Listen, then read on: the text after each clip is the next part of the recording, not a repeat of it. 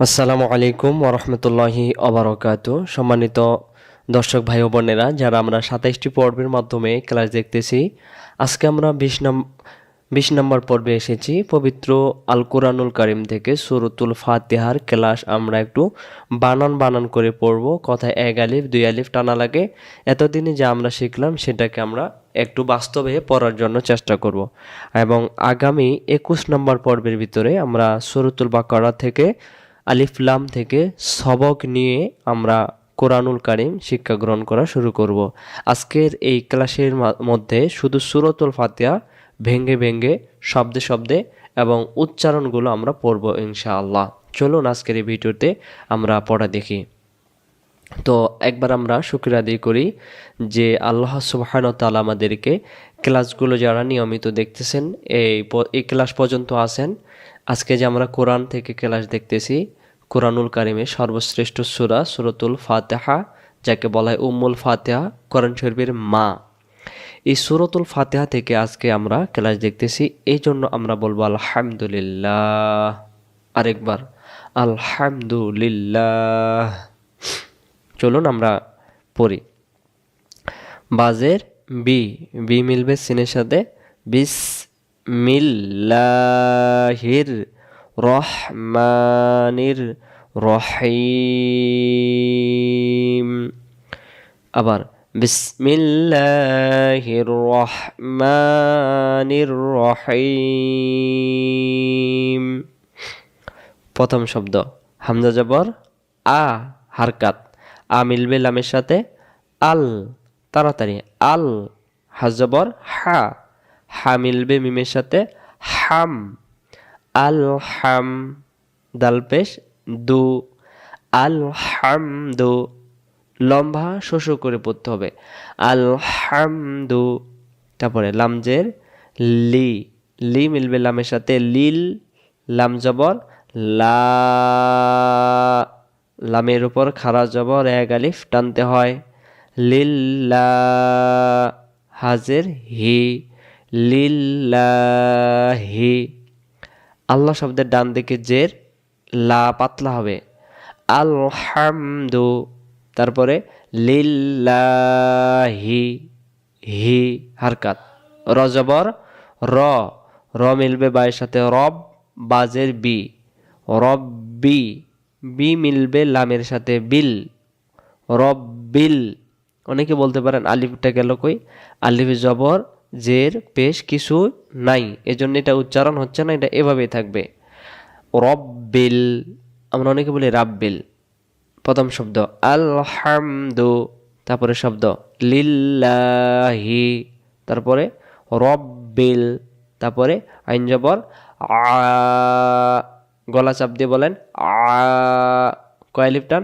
এক আলিফ। আইনের উপর খাড়া জবর এক আলিফ টানতে হয়। এই যে এক লেখা। লাম জবর লা, হারকাত। আলা, মিমজের মি। দেখেন এখানে প্রথমে মি মিলবে ইয়ার সাথে এক আলিফ, মি। দুই অক্ষর আদি হলো। আমরা এখন দম ফেলবো, জবরটাকে বাদ দেব মনে মনে, যেহেতু দম ফেলার জায়গা আছে। আরদি সাকিন করব। মি মিলবে ইয়ার সাথে মি। এবার মি মিলবে নুনের সাথে মিন। এটা ভালো করে বারবার এটাকে বলবেন। মিমজের মি, মি মিলবে ইয়ার সাথে মি, এক আলিফ। মি মিলবে নুনের সাথে মিন। জেরে বামে আসিন এক আলিফ, আর এক আলিফ মাদের বামে আরদি সাকিন হইলে তিন আলিফ টানতে হয়। মিন। জবর আছে যেখানে, দম ফেলিলে মনে মনে সাকিন হবে সেখানে। আলহামদু লিল্লাহি রব্বিল আলামিন। তিন আলিফ। আবার বলেন তো এটা। আলহামদু, তারপরে লিল্লাহি, তারপরে রব্বিল, তারপরে আলামিন। সমস্যা একটা একবারে। আলহামদুলিল্লাহি রব্বিল আলামিন। প্রথম শব্দের টান নাই, দ্বিতীয় শব্দের লা এক আলিফ, পরের শব্দে টান নাই, পরের শব্দে আ এক আলিফ এবং মি 3 আলিফ। আলহামদু লিল্লাহি রব্বিল আলামিন। খেয়াল রাখবেন প্রথম শব্দে হা শস্য করবেন। পরে আসেন পরের আয়াত। আলিফে জবজের নাই, লামে নাই, রয়ে কি আছে? তাসজিদ আছে আর জবর আছে। ভালো করে খেয়াল রাখবেন, পবিত্র আল কোরআনুল কারিমের যেখানেই দম ফেলার পরেই শব্দের শুরুতে, আবারও দম ফেলার পরেই শব্দের শুরুতে যদি আলিফ এবং লাম পাই, আলিফ এবং লামের মধ্যে যদি আলিফে যদি জবর না থাকে, আলিফে মনে মনে জবর দিয়ে পড়তে হয়। আরেকবার, দম ফেলার পরে শব্দের শুরুতে যদি আলিফ লাম পাওয়া যায়, আলিফের মধ্যে যদি জবর জের না থাকে, আলিফ অক্ষরটাতে জবর দিয়ে উচ্চারণ করতে হয়। তাহলে আমরা জবর দেই, হামজা জবর আ, আ মিলবে রয়ের সাথে আর। লাম কি হলো? হুজুর লামে জবর নাই, জের নাই, পেশ কিছু নাই, এজন্য ওইটা উভয়ভাবে থাকবে। আর দম ফেলার পরে শব্দের শুরুতে আমরা আলিফ এবং লাম পেয়েছি। নিয়ম হলো আলিফে জবর না থাকলে আলিফটাতে জবর দিয়ে পড়তে হয়। এজন্য হামজা জবর আ, আ মিলবে রয়ের সাথে আর, র জবর র। এবার র মিলবে হায়ের সাথে রহ, আর রহমা। মিম কয় আলিফ? এক আলিফ। কেন? খারা জবর। আর রহমানি। নিচের লাইনে দেখেন রয়ে তাসজিদ নির। এখানেও আলিফ লাম ছিল, আলিফে জবর নেই, কিন্তু এখানে দম ফেলার পরেই নয়, আর এখানে দম ফেলার পরে শব্দের শুরুতে। আর এখানে তো দম ফেলার পরে নয়, এই জন্য এখানে আলিফে জবর নয়, নুনের জেরটা লাগাই দেবো। নুন জের নি, নি মিলবে রয়ের সাথে নির, র জবর র না রা, হুজুর র। হাজের হি, হি মিলবে ইয়ার সাথে হি। তারপরে হি মিলবে মিমের সাথে হিম। এটা ভালো করে রাখবেন, যেভাবে টান দিয়ে পড়াইতেছি তাহলে মিলাতে সহজ হবে। যেমন দালজের দি, দি মিলবে ইয়ার সাথে দি। তারপরে দি মিলবে নুনের সাথে দিন। আইনজের ই মিলবে ইয়ার সাথে ই মিলবে নুনের সাথে ঐন। চলুন আমরা রহিম, এটা আর রহমানির রহিম 3 আলিফ। মা এক আলিফ, লি হারকাত, কি হারকাত, মালিকি। ইয়া মিলবে ওয়ার সাথে ইয়াও, আবার ইয়া মিলবে ওয়ার সাথে ইয়াও। ওয়া অক্ষর 2 ঠোঁটের মাঝখানে আসবে ইয়াও। মিমজের মি, এবার আলিফেও কিছু নেই, লামেও কিছু নেই, মিমেজের একবারে দালে, মি মিলবে দালের সাথে মিদ। মালিকি ইয়াউমিদ্দি, দি মিলবে ইয়ার সাথে দি, দি মিলবে নুনের সাথে দিন। মালিকি ইয়াউমিদ্দিন, দি কয় আলিফ? 3 আলিফ। এবং নুনের জের বাদ দম ফেলার জায়গা আছে। পরের শব্দ হামজাজের ই, ই মিলবে এর সাথে ই, ইয়া জবর ইয়া, কয় আলিফ? এক আলিফ। কেন? জবর বামে আলিফ থাকলে এক আলিফ টানতে হয়। এটা হলো ইয়ার উপরে জবর, জবরের পরে এইটা হলো আলিফ, এই যে এটা, এইটা এটা ইয়া, ইয়া কা, ইয়াকা। আমরা কি বলি? ইয়াকা। যদি ইয়াকা বলি তাহলে ইয়া জবর ইয়া, কাব জবর কা, ইয়াকা, হামজা বাদ গেল। তাহলে আমরা বলবো ইয়াকা। পরের শব্দ নুন জবর না, না মিলবে আইনের সাথে না। তারপরে বু, তারপরে দু, না বুদু। ওয়া, ই মিলবে এর সাথে ইয়াকা। এটা একই, শুধু সামনে ওয়া। ওয়া ইয়াকা। আমরা বলি ওয়া ইয়াকা, তখন তাসদিদ উচ্চারণ হয় না। তাহলে আমরা বলবো ওয়া ইয়াকা। না মিলবে সিনের সাথে নাস, তারপরে তা, নাস তা। আইনজের ই, ওই মিলবে ইয়ার সাথে ওই, ই মিলবে নুনের সাথে ঈন। ওয়া ইয়াকা, তারপরে নাস্তাঈন। প্রথম শব্দ ইয়াকা, ইয়া এক আলিফ। না'বুদু হারকাত, আমরা বলে থাকি না বুদু, তখন আইন উচ্চারণ বাদ যায়। না না না না'বুদু ওয়া ইয়াকা নাস্তাঈন। পরের শব্দ অর্থাৎ পরের আয়াত। হামজাজের ইমিল ভাইয়ের সাথে ইহ, দালজের দি, ইহ দি, নুন জবর না, নিচের লাইনে না মিলবে সদের সাথে নাওস, মুখগুলো হবে নাওস, ইহ দি নাওস। আর আমরা যদি বলি ইহ দি নাস, তখন সিন হয়ে যাবে কিন্তু, তাহলে আমরা মুখটা গোল করব। ইহ দি নাওস, র, র কয় আলিফ, এক আলিফ, কেন জবর বামে আলিফ থাকলে এক আলিফ টানতে হয়, র, ত।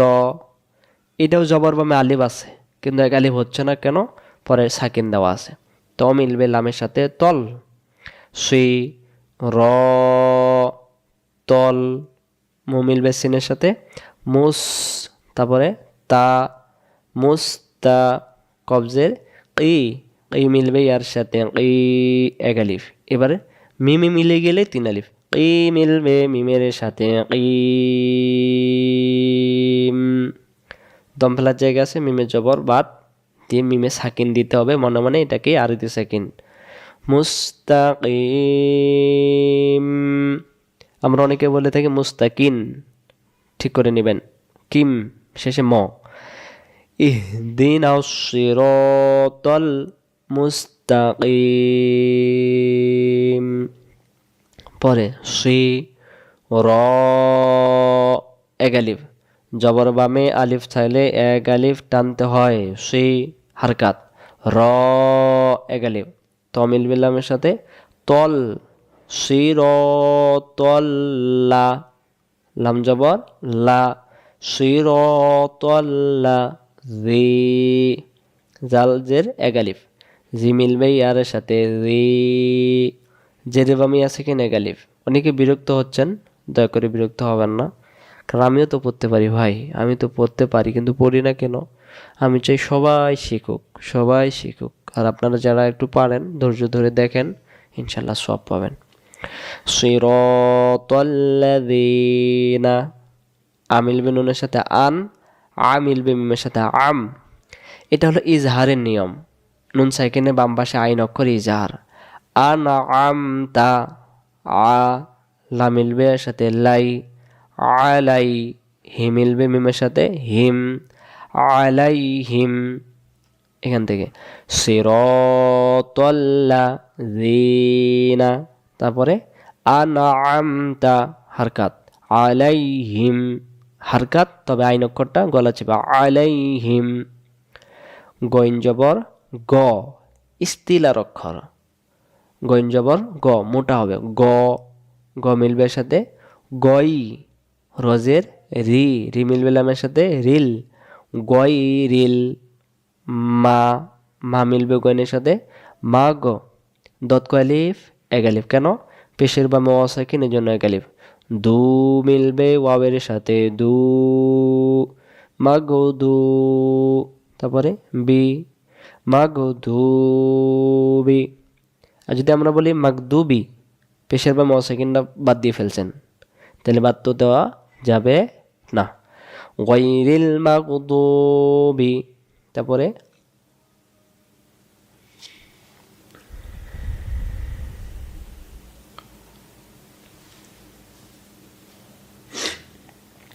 আ, লা মিলবে এর সাথে লাই, আলাই, হাজের হি, হি মিলবে মিমের সাথে হিম, আলাইহিম। ওয়া লা, আলিফে কিছু নেই, লামে কিছু নেই, এই আলিফেও কিছু নেই, এই লামের জবরটা এই দদে যাবে, লা মিলবে দদের সাথে লাদ, দদ জবর দ, এই যে সুরি চিহ্ন চার আলিফ। দ মিলবে লামের সাথে দল, ওয়ালাদ দল, লামজের লি, লি মিলবে এর সাথে লি, লি মিলবে নুনের সাথে লিন।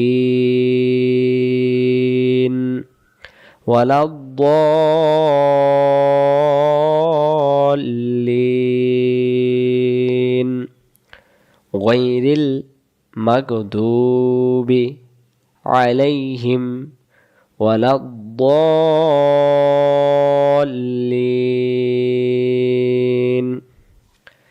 তাহলে এইভাবে করে ভেঙে ভেঙে আমরা সূরাতুল বাকারা থেকে আগামীকালকে সবক নেওয়ার মাধ্যমেই ইনশাআল্লাহ পবিত্র আল কোরআনুল কারীমের ক্লাস আমরা দেখব। তাহলে আজকে আমরা সূরাতুল ফাতিহাটা একটু বানান করে পড়লাম, এবার আমরা টেনে পড়ে সে সমাপ্ত করব। আলহামদুলিল্লাহি রাব্বিল আলামিন আর রহমানির রহিম মালিকি ইয়াউমিদ্দিন ইয়্যাকা না'বুদু ওয়া ইয়্যাকা নাস্তাঈন ইহদিনাস সিরাতাল মুস্তাকিম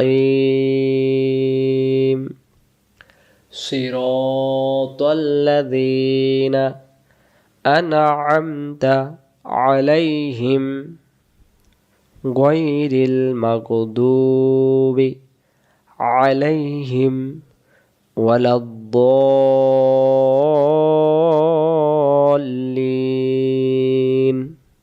আমিন। হুজুর আমিন তো নাই, তবে মুহাম্মদুর রাসূলুল্লাহ সাল্লাল্লাহু আলাইহি ওয়াসাল্লাম সূরাতুল ফাতিহা শেষ করে সব সময় আমিন বলতেন, কারণ এখানে একটি অসংখ্য দোয়া ও বরকত এবং আল্লাহ তাআলার অনেক গুণাগুণ এই সূরাতে রয়েছে বিদায় 7টি আয়াতে, এজন্য আমিন বলা সুন্নাত। আমিন লেখা নাই, তবে আমিন বলা কি সুন্নাত। তো ইনশাল্লাহ আজকে আমরা এই পর্যন্ত দেখলাম। আগামী পর্বে ইনশাল্লাহ পবিত্র আল কোরআনুল কারীম থেকে ক্লাস দেখব। সকলেই ক্লাসে দেখার জন্য অনুরোধ থাকলো। আসসালামু আলাইকুম ওয়া রাহমাতুল্লাহি ওয়া বারাকাতুহু।